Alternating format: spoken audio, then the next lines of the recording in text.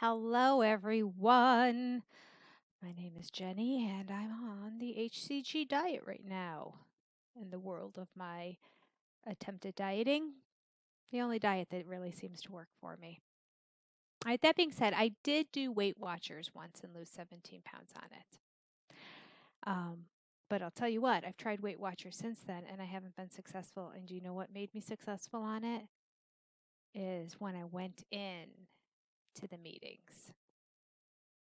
It's the accountability thing. And the reason why HCG keeps me accountable is because I know that on HCG, when I cheat, it's terrible. Now, that being said, here's my whole channel talking about how I don't really stick to protocol. But a lot of them to me aren't cheats. Like, I'm talking cheat. If I were to have a piece of cake, or if I were to have a plate of tortilla chips, or, that kind of cheat, it is affected on the scale. Or if I just really significantly increase my calorie content for a day, it just doesn't go well with the HCG diet at all. So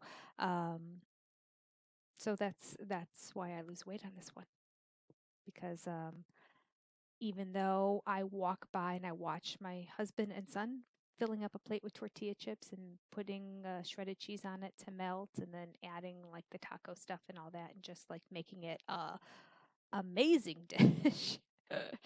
I don't touch it. I don't do it. I just have my protein portion and then put lettuce on it and call it good. The good news is, when you eat such little food, you do appreciate everything that goes in your mouth, to be honest with you. All right. Here we go. So we are on day number 14. If you are following along and you started when I did, we're on day 14. Which I suppose you could do since these videos are posted. You could start on day 1 with me. Today I got on the scale. It said 159.3, which was a loss of 0.6. I will take it. I will take it. After 2 days of losing over a pound, to lose over half a pound makes me very happy, because my average on this diet is a half a pound a day. So, yeah, I'm very, very happy with those numbers. So, according to my numbers, because I did not do a weight preloading, I am on day 14 of P2, and I have lost 14.3 pounds. Okay, this is not going to be too long today because I forgot I have a dentist appointment this morning. And that girlfriend who texted me yesterday during my video, I ended up pushing off until at the end of April to get together. I mean, maybe I'll go back and text her again and say my schedule eased up. But I told her the truth. There's a lot going on right now. And next weekend, not this weekend, but next weekend, I've got my weekend with the girls. And then the following weekend after that is when I go to California for 5 days. And then a week after that is when I go to San Antonio for a week. I mean, God willing, with this coronavirus, it better not be canceling my flights or anything, because my hotel is non-refundable in San Antonio. Did I say St. Louis? San Antonio. I did Hotwire booking. I didn't do a regular. I mean, a little regret right now, because I just need to get there. I mean, obviously the airlines want to keep flying, so I'm just going to sanitize a lot and wash my hands often and hope for the best. Because everybody is a little crazed about this coronavirus. I'm just going to say, just going to put it out there. My own personal opinion, you can disagree if you want. But seriously, folks, this isn't like the epidemic of AIDS, where we didn't know what caused it, we didn't know where it came from, and we didn't know how to treat it. It was like 2 years before we actually found not a cure, but a way to contain and manage AIDS. And it took a long time before we realized how to prevent it. And that, like, those were real epidemics that were concerning. This is not an airborne thing. It's spread by touching. which I've seen a lot of misinformation about that too. Yes, it could be airborne. If somebody were to sneeze right at you and the water molecules went in the air and then it got on you and you breathed it in, it went in your mouth or your eyes or your nose. But I mean, that's horrible on any day. Hopefully nobody would sneeze and like have it projectile in front of you. It has to be on something, then you have to touch something, and then you have to put it in. That being said, it's still an epidemic. It's still spreading very fast, but only because we have these test kits out do we even know. Like the symptoms are so mild in children that most children run around and you don't even know that they have it. And then for healthy young adults, they tend to get sick. And then for people more my age, we like fall down with like flu-like symptoms. And it's the elderly population that struggle the most with it. Does this sound familiar? This is every strand of the flu. Same thing. I mean, actually, some strands of the flu are much worse because kids get knocked out from them. I've had my kids like really be out for an entire week. And everything I've read about this is it's not as severe. So the fact that we are shutting everything down, I mean, God bless the fact that they're being proactive, but I'm really concerned about just people's livelihoods and their occupations and their jobs and like I just think it's not good for America to just get over. Okay, why am I talking about this? Oh my word. Okay. Talk about a soapbox. I feel like I'm just sitting here talking to my husband, I guess. All right, we are down 14.3 pounds. Okay. So, I was really excited with that number and I decided today to then go look and see what category in BMI that I fall in. Because I remember before saying once I like saw on the scale that I was freaking out. So like part of me now always feels like I'm in the obese range because of that. And also because I know it is hard to get out of one range and go into another one. It really is. It is difficult. It takes a lot of weight to get down. It's not easy. It's not like lose 5 pounds and you go from one to, unless you're obviously right on the brink. But let's say you got out of obese and you're an overweight. If you want to get into normal, you got a lot of work ahead of you. So I was worried about that. So I went and I looked up my numbers at 5'4" and 159.3 pounds. And I'm solidly inside the overweight category, like right in the middle of it. So that makes me happy. I'm not close to being obese. And my goal is always to get into the normal range. And I think I've only gotten to the normal range once. It's very hard to be normal, especially when you're over 50. I'm trying to think. I wrote down somewhere what my actual number is, but I have so many numbers on this paper right now. I think I wrote it is 27.3. I think 27.3. That must be the number that was my BMI. Okay, 27.3 is my BMI. So let's talk about BMI right now. What is your BMI? It's your body mass index. It tells you, it's used as a general guideline for are you overweight or are you not overweight? So I found when I was like looking up my BMI and that interesting sentence that was in this one snippet. It was talking about if you're obese. It was pretty much what this whole article was about, and what your BMI stands for and all that. But I like this one sentence. I just want to share it with you. It says, if your doctor says you are overweight, that means, quote, you're slightly over what's considered healthy, end quote, says Y. Claire Wang, MD, who is the co-director of the Obesity Prevention Initiative at Columbia University. Okay, so she's very qualified and this is her area of expertise.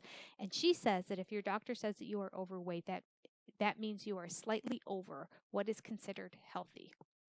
So, I mean, it's not good to not be considered healthy, but I love how it says you are slightly over what is considered to be healthy. So, if you fall in the overweight category, pat yourself on the back because so many people do. And let's move on. Now, she goes on at one point to talk about obesity, and I found this stat interesting. Obesity is beyond being simply overweight. It is very common. More than 1 in 3 adults are obese. More than 1 in 3. Wow. So, I mean, what is 1 in 3? 33%. So that would be between 33 and, I don't know, 35 to 40%. I mean, that's a decent amount of people. And so we are all struggling, right? We're all on the struggle bus trying to get this right and figure out how can we lose weight. And really, we want to get healthy. Now, your body mass index is a calculation of your height versus your weight. Simply put, that's it. By and large, it's a good indication for most people to see if they're overweight or not. Doctors still use it in clinics and that, but you just got to keep in mind it does not calculate in fat versus, there's another indication to tell exactly.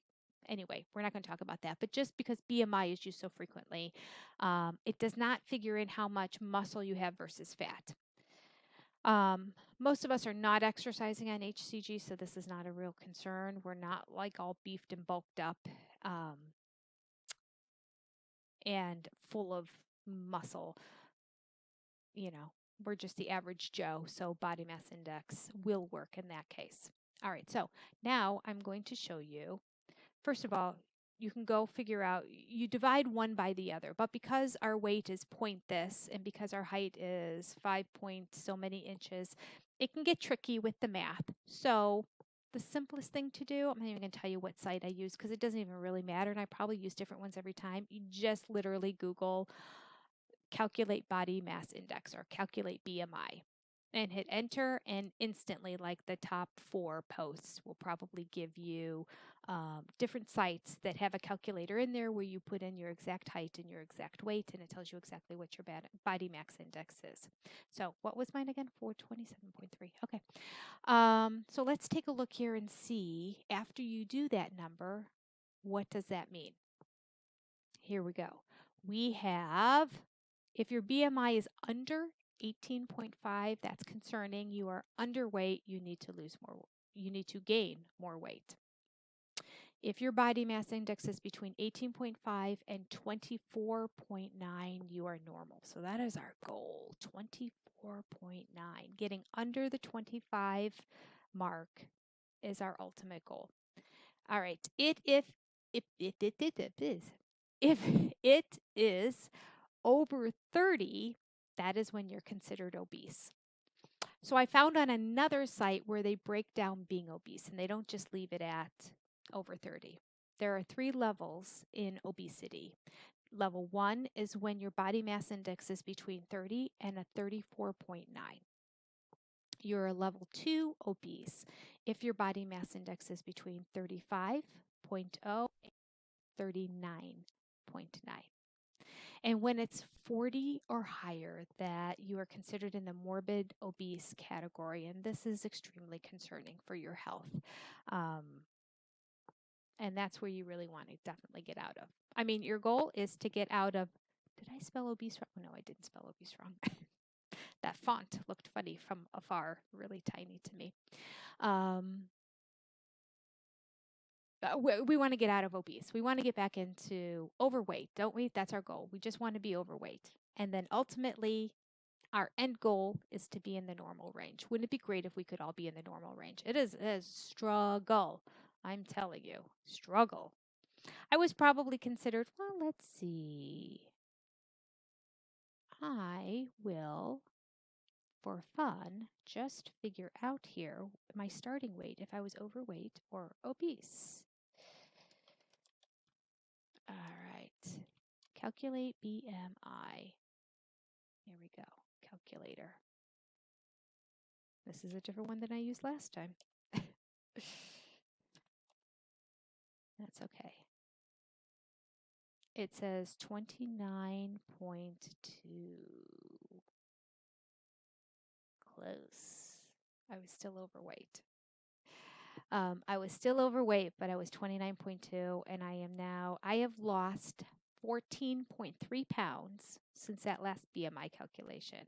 I've lost 14.3 pounds, and I went from 29.2 to 27.3. 2 notches. And there's 5 points between each of these scales, and I've only moved 2. So I have to double that. I have to lose like a total of 30 pounds plus to get into the normal range. I don't feel that overweight, but clearly I am. So our overweight category is quite large and quite lengthy.